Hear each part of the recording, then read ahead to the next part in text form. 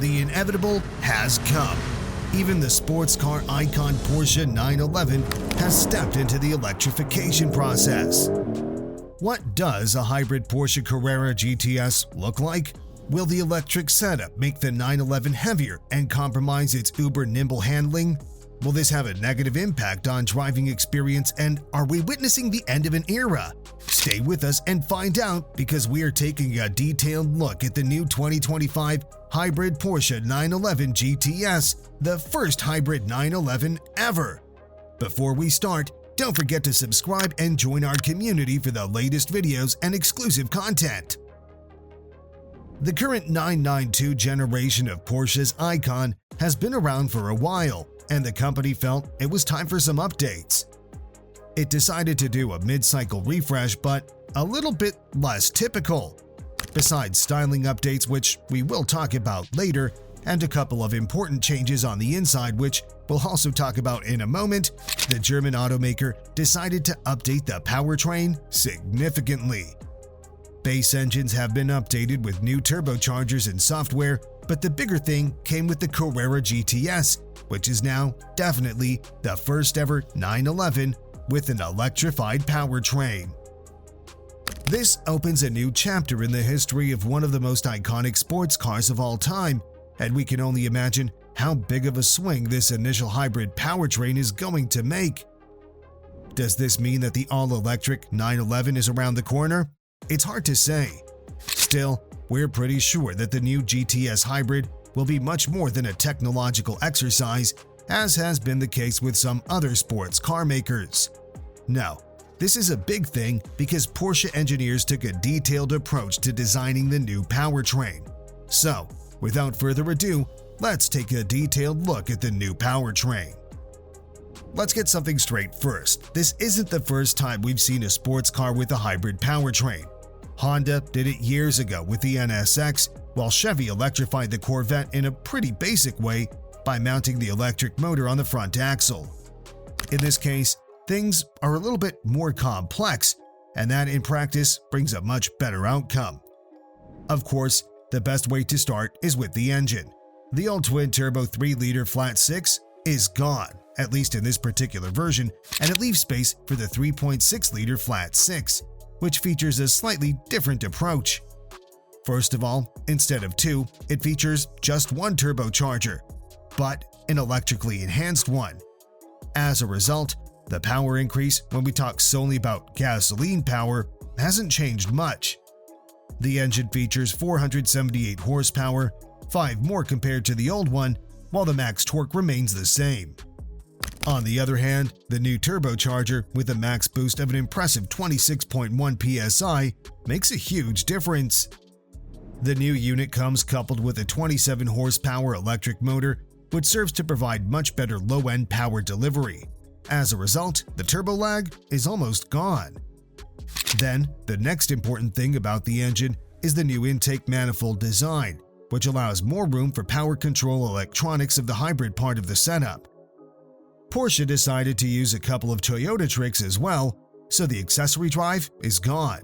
Instead, the electric motor works as a starter and generator, while the air conditioning compressor is also driven by an electric motor. The water pump is now inside the engine, driven by the extension of oil pumps, which represents another interesting piece of engineering. All these things have been done not just to make more room under the hood, but to save some weight as well, to compensate for the battery and additional parts. The engine is 40 pounds lighter and now gets help from an electric motor with 54 horsepower and 110 pound-feet of torque, which is fed by a 1.5 kilowatt-hour battery pack. All in all, the system output goes up to 533 horsepower and 449 pound-feet of torque, and improvements in terms of performance are easy to notice. So, let's take a look at the most important figures. It didn't take too much time to see what all these novelties mean in practice. The new 911 took a ride around the Nordschleife and quickly showed its full potential. 0 to 60 now takes just 2.9 seconds, so the GTS Hybrid is now officially in the 3-second club. Compared to the base 911, that's a full second difference. Compared to the direct predecessor, the gas-only GTS, that's also a notable 0.3-second difference. But that's just the beginning. The top speed is now up 1 mile per hour and goes around 194 miles per hour, while the new official time around the Nordschleife is 7 minutes and 16.9 seconds. So we may conclude that the additional weight from the batteries and other components didn't compromise the car's nimble handling in the overall level of athleticism, because this is more than 8 seconds faster compared to the previous GTS. The new 911 GTS Hybrid still didn't get a chance to mark a quarter-mile time, but experts estimate something around 10.6 seconds at a speed of over 130 miles per hour. But besides all these traditional parameters, Porsche claims that the key improvements are actually those in street drive. Namely, the company claims that when you floor the throttle from a dead stop, the new hybrid can cover more than 70 feet in the first 2.5 seconds. With the old GTS, that time was enough to cover no more than 47.6 feet, so it's easy to conclude how much the electric motor contributes to throttle response in real-world conditions. As we already mentioned, although a major novelty, the hybrid-powered 911 is part of a bigger, more comprehensive mid-cycle refresh. The whole 992 generation receives an update, and the changes are numerous. Just like the rest of the lineup, the new hybrid also gets notable exterior updates. When compared to its gas-only predecessor, changes are various. The most notable are probably the new headlights, which now take care of pretty much all of the front lighting functions. Such a change didn't just make a visual impact, it also allowed for larger air intakes, which now provide more fresh air for the front-mounted radiators.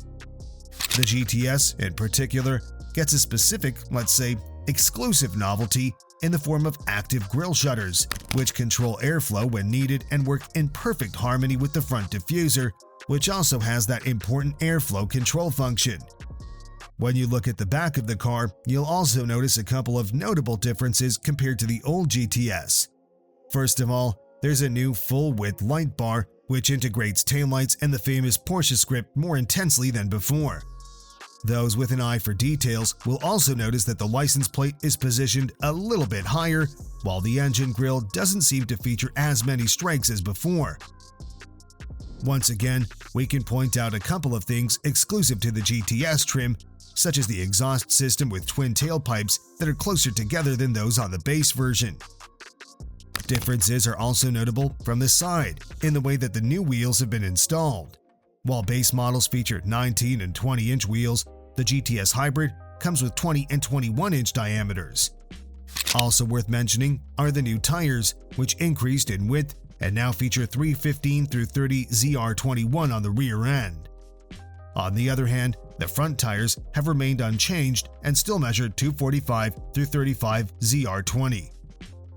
When it comes to interior updates, we still have mixed feelings because the 911 GTS is no longer an analog asylum for old-school Porsche lovers. Namely, analog gauges have been replaced with a fully digital 12.6-inch digital cluster, which allows several display options, including the most desirable one, the one with the classic center tachometer.